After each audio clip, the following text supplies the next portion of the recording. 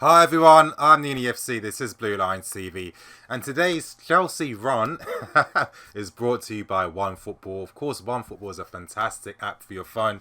You guys definitely got to download it.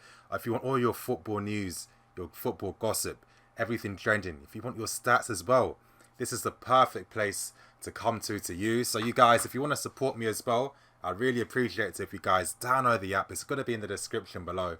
First link, and yeah, you guys definitely do that. It helps out a lot, and you're actually getting a very good app. But that is the promotion out the way. It's time to get straight into things, and that's the disappointing, awful performance against Crystal Palace today. And honestly, it's been a complete shambles. It's just been a completely disgraceful performance today. I'm going to get straight into things. Of course, the first 10 minutes of the game really sums up our performance in this match today. Oh my god, it's like we've never ever played Crystal Palace before. It's so obvious what their threat's going to be. It's going to be with Townsend, Zaha making runs in behind the wing backs, and they're going to play direct balls to them, and they're going to pray Zaha and Townsend have a decent game today. But Townsend and Zaha didn't even have to be on their best today because we were just giving everything to them. And honestly, I was just getting, I couldn't believe it, honestly. I've never been so angry after watching the game. I really wish that YouTube would let you swear sometimes, just so I could really vent properly. I haven't even had enough time to really just calm down and really just think things clearly. So I'm going to do my best in today's live stream today. But this performance was completely unacceptable. Like I was saying before, Palace were just playing direct balls behind. They were doing it for the first 10-15 minutes, then we started to get into the game slowly. Fabregas was getting onto the ball more, and Fabregas was our best player by far today. He was dictating things, creating chances, taking shots on goal, setting the tempo as well, and we really let him down in the last 25 minutes of the game, which I'll get onto later on during this live stream. But yeah, so many awful performances by players again. I have to say, of course, Cahill, he started shaky as he normally does. There was a time when I thought that is he going to potentially be going off with injury. I was kind of hoping. I know it's bad, but I was hoping he would because I knew with a Rudiger Christensen coming on, that's more solidity. That's us playing up from the back better. And that's going to help Marcus Alonso out because here's the thing. Marcus Alonso has been decent this season, but he's just got a massive weakness in his game, which is his pace. He just isn't fast, especially on the turn when he has to run back and cover. He never ever catches up with the winger. And this is when he needs a defensive partner behind him that's going to be like, Marcus Alonso, you know what? I got you, bro. I'm going to cover you from behind. You don't have to worry. We know you can't do that. You bring other important things to your game, like your crossing and the way you overlap and the way you push forward. And Cahill just can't do that. And it's the second season now, and he still ain't comfortable pushing out wide to really help. And how many times was Zaha and Townsend really coming down that left-hand side? And let's not forget about the right-hand side too. Azpilicueta today. You guys, I have been making this point throughout a lot of previous live streams, so I know a lot of you have heard this, but even though I think Aspi's been good in terms of his distribution of the ball, that's definitely got better in terms of the assists he's made for Morata. I have to say, he has been looking a bit shaky defensively, and it's been very uncharacteristic because we know Azpilicueta, he's authoritative. He gets in a tackle. When he's going for a tackle, he wins it every single time, and he's been looking kind of shaky defensively. Now, of course, it is kind of different for Aspi because Aspi is he's basically a wide centre-back. He's much better pushing out wides, helping support defensively with the wing back, and kind of like when he is playing in those centre back positions, he does look a little bit susceptible. And how many times was Zaha just doing the dirt on Azpilicueta today?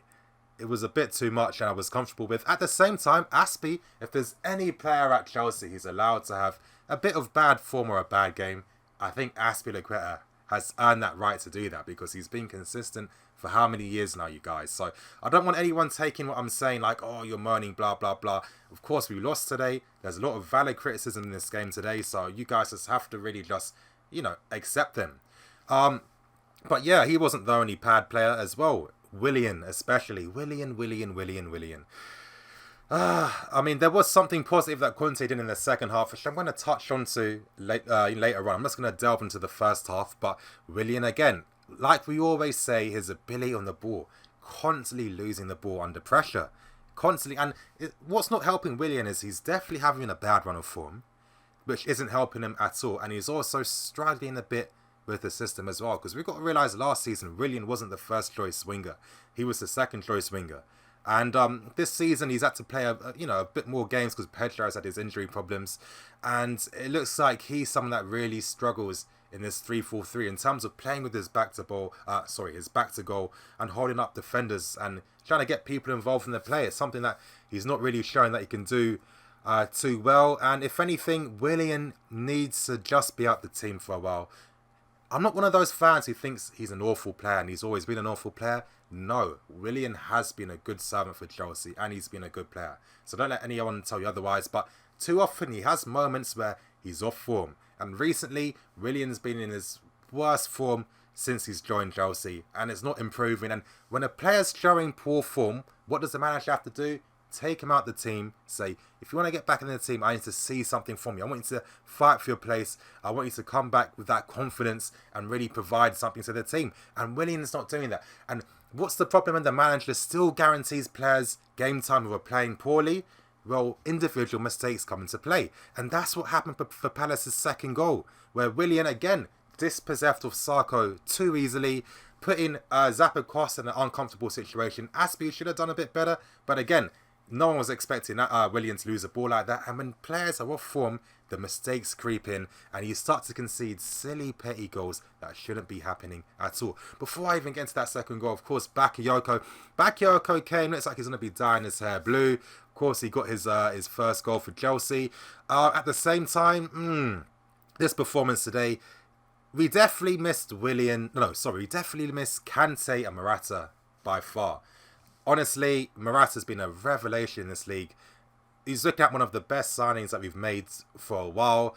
What he provides to that front three is sorely missed. That link-up play, the finishing, the goal threat, the movement, all of that's gone when you've got Mitchell up front, who I'm going to get into shortly. Kante with his energy too. Kante, to me, is one of the greatest midfielders in the world. It's the beauty of his game that no one ever talks about, and it's the simple things. What I love about Kante the most is that it's like a Busquets-like ability where he wins the ball, one-touch pass. Now, that looks very basic, but that's one of the hardest things to do in football. How many DMs are stalling on the ball, taking their time, not knowing what to do with the ball? Every time Kante's won the ball, he knows what he's going to do with the ball immediately. And he helps the midfield massively. Now, Bakayoko, as I've been saying, is going to take the kids sometimes to get used to playing for Chelsea, getting used to playing in the league, and used to his teammates. Like similar to Ramirez when he first came, Ramirez didn't start playing well until January, February. It's going to happen to Bakayoko. He needs to get used to the team. Just give him patience. He's young. He'll come good eventually. But again, another average performance by him. Sometimes in the tackle, I want that tenacity. He wasn't seeing it. Giving away too many sloppy fouls. Was a bit too pedestrian as well. And he looks like someone that's not quite too sure what he has to do in his role just yet. But like I said, give him time and it'll get better.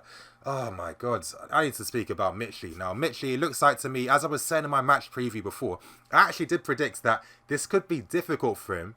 I was thinking it's a game where he's got a chance and an opportunity to really prove to Conte that, no, you can rely on me, you can trust me, I'm your guy for Chelsea. I did say that he could have a bit of a stumbling block with Sarko, who's one of the most physically dominant defenders in the Premier League. And of course, that was the case. Didn't do anything this entire game. Poor link-up play. And when he's subbed, people might be thinking he's angry at Conte. No, Mitchley's not angry at Conte. Mitchley is angry at himself because he knows that it's another poor performance which isn't doing him any justice or helping him at all to have a chance of staking his claims in the team. And I'm sorry, we heard that Tammy Abraham scored another brace today for Swansea. The kid's younger. He's acclimatised to the league better. He's just a better player in my opinion. It looks like this could be Mitchley's final season. He's had a lot of... I mean, to be fair, he's had a lot of opportunities now. He's had a lot compared to, some of the youngsters that never get any chances at all. And he's not showing what he can do. And again, in this game today, there was another disappointing player in Eden Hazard, who I really thought after his international break would really come in firing and, really trying to make things happen. But the thing with Hazard is he needs to have support around him. Now, it's not every game you can just be that individual masterclass where he's dribbling past 5-6 players and doing bits. He needs to have that support around him. And when Hazard's playing, especially as we've seen Morata, that link-up play between them. He can play his 1-2s. He's got a striker up with him that's going to create the space for Hazard to move into. All the types of things you need for Hazard to flourish. It wasn't there at all. And Mitchley just can't provide that. And you know what? I'm actually going to get into the second half now. And honestly, you know what? This is where the rant kind of calms down a bit, because now we really have to put our thinking caps on, because there was a good and there was a bad side. The good side was we saw Conte for the first time make game-changing substitutions. He brought on all the substitutes before the 60th minute, and he had to do that. And it was good to see. And you know what? Because when we started the second half, we were playing with some pace and tenacity. There was some momentum. And Conte increased the momentum by bringing on the substitutes when he had to. So that was definitely a positive to see. But there was one issue, though, which I kept saying throughout Twitter the entire time. Even though I was seeing the passion back in the performance, players were running, trying to win the second ball, going for it. We made one vital mistake, which was we were playing too directly and we were forcing things way too much. Now, what do I mean by that? Well, anytime we got the ball, we weren't trying to keep possession and try and force Crystal Palace back. It was always a quick pass to a wing back, especially in Zappacosta, who I will say, Zappacosta gave a good account of himself today. He plays with a lot of heart and a lot of desire, as I was telling you guys before in my previous review on him. And he's a very good cross of the ball. And I really love how he kept stretching the play and he was always willing to go forward. And it's a positive side to see, especially after Moses went off with another hamstring injury to another Chelsea player. But that was good to see. But going back to my earlier point, we kept forcing the play too much. It was always direct passes to the wing backs who would then cross the ball in. And it's like, why are we crossing the ball in when we don't have Morata up front?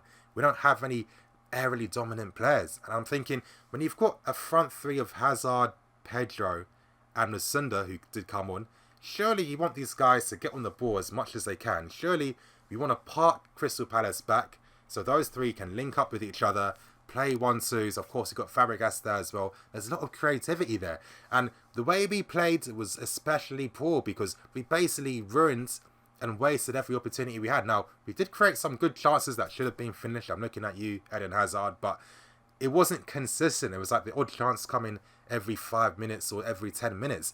I thought with those guys coming on, we would have really dictated the tempo of the game, really kept possession of the ball, and really tried to be patient with our build-up, because teams like Crystal Palace, they don't like that patience in the build-up. We were basically playing to Crystal Palace's hands, as we were seeing in the final 15 minutes of the game, because they were constantly on the counter-attack, and they had so many opportunities to make it 3-1 and seal off the game.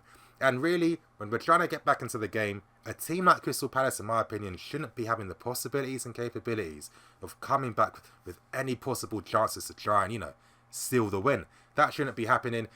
At the same time, I can understand the urgency by the players, but I'm sorry, there's too many experienced professionals there that should know how to control a game like this. And honestly, it was disappointing. But again, as I was saying, I did say in my my Predict That 11 video, what I wanted my lineup to be. And I did say that I'd love to see a lineup of, let's say, a Willian on the left, Hazard up front, Pedro. Honestly, the reason why I kept saying that, and it's a point I keep making every single time, is that when you play in our 3-4-3, the wing backs are super important, but the front three are even more important, because if they don't keep the ball, if they don't link up the play, the wing backs can't get forward.